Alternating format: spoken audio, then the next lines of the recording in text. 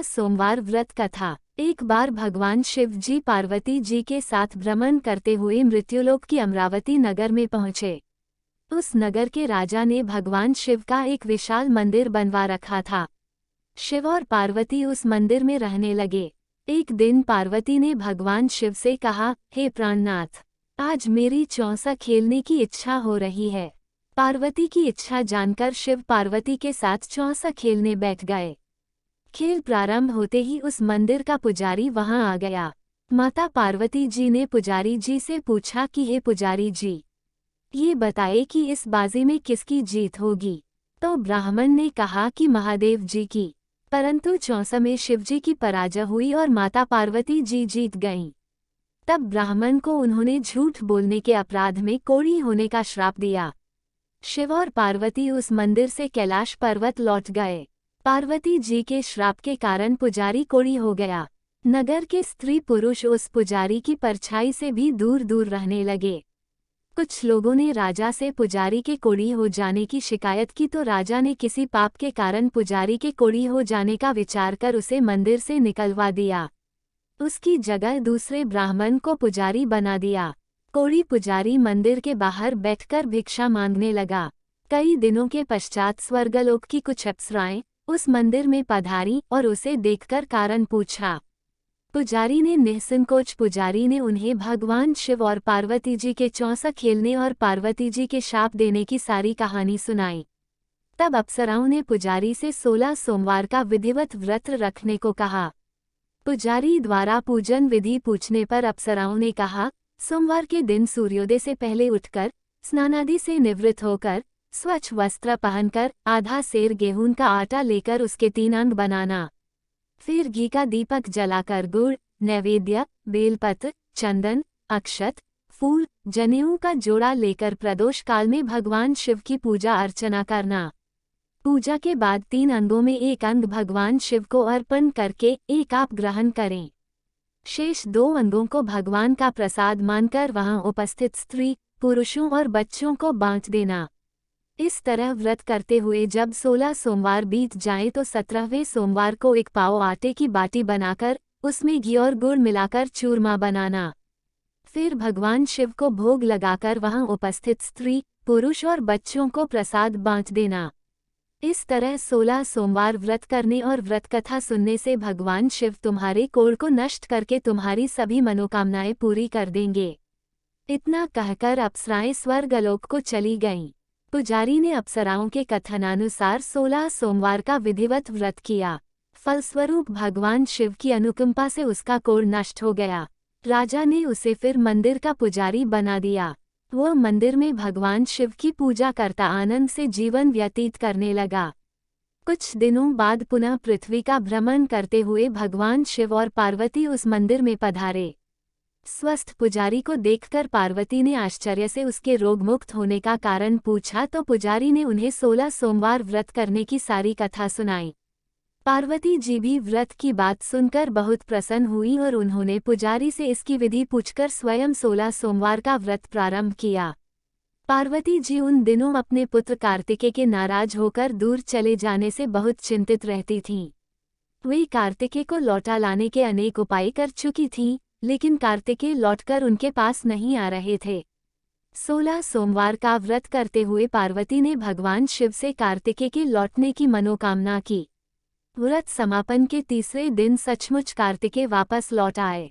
कार्तिकेय ने अपने हृदय परिवर्तन के संबंध में पार्वती जी से पूछा, हे माता, आपने ऐसा कौन सा उपाय किया था जिससे मेरा क्रोध नष्ट हो गया और मैं वापस लौट आया। तब पार्वती जी ने कार्तिकेय को 16 सोमवार के व्रत की कथा कह सुनाई। कार्तिकेय अपने एक ब्राह्मण मित्र ब्रह्मदत्त के परदेश चले जाने से बहुत दुखी थे। उसको वापस लौटाने के लिए कार्तिकेय ने 16 सोमवार का व्रत करते हुए ब्रह्मदत्त के वापस लौट आने की कामना प्रकट की। व्रत के समापन के कुछ दिनों के बाद मित्र लौट आया। ब्राह्मण ने कार्तिकेय से कहा, प्रिय मित्र, तुमने ऐसा कौन सा उपाय किया था जिससे परदेश में मेरे विचार एकदम परिवर्तित हो गए और मैं तुम्हारा स्मरण करते हुए लौट आया। कार्तिकेय ने अपने मित्र को भी 16 सोमवार के व्रत की कथा विधि सुनाई। ब्राह्मण मित्र व्रत के बारे में सुनकर बहुत खुश हुआ। उसने भी व्रत किया। 16 सोमवार व्रत का समापन करने के बाद ब्रह्मदत्त विदेश यात्रा पर निकला। वहां नगर के राजा हर्षवर्धन की बेटी राजकुमारी गुंजन का स्वयंवर हो रहा था। वहां के राजा ने प्रतिज्ञा की थी कि एक हथिनी यह माला जिसके गले में डालेगी, वह अपनी पुत्री का विवाह उसी से करेगा। ब्राह्मण भी उत्सुकतावश महल में चला गया। वहां कई राज्यों के राजकुमार बैठे थे। तभी एक सजी धजी हथिनी सूंड में जयमाला लिए वहां आई। हथिनी ने ब्राह्मण के गले में जयमाला डाल दी। फलस्वरूप राजकुमारी का विवाह ब्राह्मण से हो गया। एक दिन उसकी पत्नी ने पूछा, हे प्राणनाथ, आपने कौन सा शुभ कार्य किया था जो उस हथिनी ने राजकुमारों को छोड़कर आपके गले में जयमाला डाल दी? ब्राह्मण ने 16 सोमवार व्रत की विधि बताई। अपने पति से 16 सोमवार का महत्व जानकर राजकुमारी ने पुत्र की इच्छा से 16 सोमवार का व्रत किया। निश्चित समय पर भगवान शिव की अनुकंपा से राजकुमारी के एक सुंदर, सुशील व स्वस्थ पुत्र पैदा हुआ। पुत्र का नामकरण गोपाल के रूप में हुआ। बड़ा होने पर पुत्र गोपाल ने भी मां से एक दिन प्रश्न किया कि मैंने तुम्हारे ही घर में जन्म लिया, इसका क्या कारण है? माता गुंजन ने पुत्र को 16 सोमवार व्रत की जानकारी दी। व्रत का महत्व जानकर गोपाल ने भी व्रत करने का संकल्प किया। गोपाल जब 16 वर्ष का हुआ तो उसने राज्य पाने की इच्छा से 16 सोमवार का विधिवत व्रत किया। व्रत समापन के बाद गोपाल घूमने के लिए समीप के नगर में गया। वहां के वृद्ध राजा ने गोपाल को पसंद किया और बहुत धूमधाम से अपनी पुत्री राजकुमारी मंगला का विवाह गोपाल के साथ कर दिया। 16 सोमवार के व्रत करने से गोपाल महल में पहुंचकर आनंद से रहने लगा। 2 वर्ष बाद वृद्ध राजा का निधन हो गया तो गोपाल को उस नगर का राजा बना दिया गया। इस तरह 16 सोमवार व्रत करने से गोपाल की राज्य पाने की इच्छा पूर्ण हो गई। राजा बनने के बाद भी वह विधिवत 16 सोमवार का व्रत करता रहा। व्रत के समापन पर 17वें सोमवार को गोपाल ने अपनी पत्नी मंगला से कहा कि व्रत की सारी सामग्री लेकर वह समीप के शिव मंदिर में पहुंचे। पति की आज्ञा का उल्लंघन करके सेवकों द्वारा पूजा की सामग्री मंदिर में भेज दी। स्वयं मंदिर नहीं गई। जब राजा ने भगवान शिव की पूजा पूरी की तो आकाशवाणी हुई, हे राजन, तेरी रानी ने 16 सोमवार व्रत का अनादर किया है, सो रानी को महल से निकाल दे, नहीं तो तेरा सब वैभव नष्ट हो जाएगा। आकाशवाणी सुनकर उसने तुरंत महल में पहुंचकर अपने सैनिकों को आदेश दिया कि रानी को दूर किसी नगर में छोड़ आओ। सैनिकों ने राजा की आज्ञा का पालन करते हुए तत्काल उसे घर से निकाल दिया। रानी भूखी प्यासी उस नगर में भटकने लगी। रानी को उस नगर में एक बुढ़िया मिली। वह बुढ़िया सूत काटकर बाजार में बेचने जा रही थी, लेकिन उस बुढ़िया से सूत उठ नहीं रहा था। बुढ़िया ने रानी से कहा, बेटी, यदि तुम मेरा सूत उठाकर बाजार तक पहुंचा दो और सूत बेचने में मेरी मदद करो तो मैं तुम्हें धन दूंगी। रानी ने बुढ़िया की बात मान ली, लेकिन जैसे ही रानी ने सूत की गठरी को हाथ लगाया तभी जोर की आंधी चली और गठरी खुल जाने से सारा सूत आंधी में उड़ गया।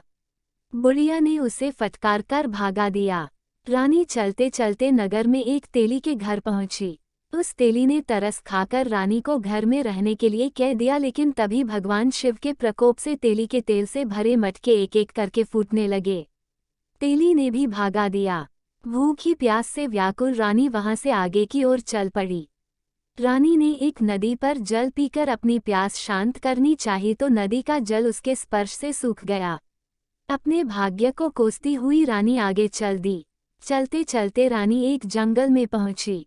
उस जंगल में एक तालाब था, उसमें निर्मल जल भरा हुआ था। निर्मल जल देखकर रानी की प्यास तेज हो गई। जल पीने के लगी रानी ने तालाब की सीढ़ियां उतरकर जैसे ही जल को स्पर्श किया तभी उस जल में असंख्य कीड़े उत्पन्न हो गए। रानी ने दुखी होकर उस गंदे जल को पीकर अपनी प्यास शांत की। रानी ने एक पेड़ की छाया में बैठकर कुछ देर आराम करना चाहा तो उस पेड़ के पत्ते पल भर में सूखकर बिखर गए। रानी दूसरे पेड़ के नीचे जाकर बैठी, जिस पेड़ के नीचे बैठती वही सूख जाता। वन और सरोवर की ये दशा देखकर वहां के ग्वाले बहुत हैरान हुए। ग्वाले रानी को समीप के मंदिर में पुजारी जी के पास ले गए। रानी के चेहरे को देखकर ही पुजारी जान गए कि रानी अवश्य किसी बड़े घर की है। भाग्य के कारण दर दर भटक रही है। पुजारी ने रानी से कहा, पुत्री, तुम कोई चिंता नहीं करो, मेरे साथ इस मंदिर में रहो, कुछ ही दिनों में सब ठीक हो जाएगा। पुजारी की बातों से रानी को बहुत सांत्वना मिली। रानी उस मंदिर में रहने लगी। रानी भोजन बनाती तो सब्जी जल जाती, आटे में कीड़े पड़ जाते, जल से बदबू आने लगती। पुजारी भी रानी के दुर्भाग्य से बहुत चिंतित होते हुए बोले, हे पुत्री, अवश्य ही तुझसे कोई अनुचित काम हुआ है जिसके कारण देवता तुझसे नाराज हैं और उनकी नाराजगी के कारण ही तुम्हारी ये दशा हुई है। पुजारी की बात सुनकर रानी ने अपने पति के आदेश पर मंदिर में न जाकर शिव की पूजा नहीं करने की सारी कथा सुनाई। पुजारी ने कहा, अब तुम कोई चिंता नहीं करो, कल सोमवार है और कल से तुम 16 सोमवार के व्रत करना शुरू कर दो। भगवान शिव अवश्य तुम्हारे दोषों को क्षमा कर देंगे। पुजारी की बात मानकर रानी ने 16 सोमवार के व्रत प्रारंभ कर दिए। रानी सोमवार का व्रत करके शिव की विधिवत पूजा अर्चना की तथा व्रत कथा सुनने लगी। जब रानी ने 17वें सोमवार को विधिवत व्रत का समापन किया तो उधर उसके पति राजा के मन में रानी की याद आई। राजा ने तुरंत अपने सैनिकों को रानी को ढूंढ कर लाने के लिए भेजा। रानी को ढूंढते हुए सैनिक मंदिर में पहुंचे और रानी से लौटकर चलने के लिए कहा। पुजारी ने सैनिकों से मना कर दिया और सैनिक निराश होकर लौट गए। उन्होंने लौटकर राजा को सारी बात बताई। राजा स्वयं उस मंदिर में पुजारी के पास पहुंचे और रानी को महल से निकाल देने के कारण पुजारी जी से क्षमा मांगी। पुजारी ने राजा से कहा, ये सब भगवान शिव के प्रकोप के कारण हुआ है। इतना कहकर रानी को विदा किया। राजा के साथ रानी महल में पहुंची। महल में बहुत खुशियां मनाई गईं। पूरे नगर को सजाया गया। राजा ने ब्राह्मणों को अन्न, वस्त्र और धन का दान दिया। नगर में निर्धनों को वस्त्र बांटे गए। रानी 16 सोमवार का व्रत करते हुए महल में आनंदपूर्वक रहने लगी। भगवान शिव की अनुकंपा से उसके जीवन में सुख ही सुख भर गए।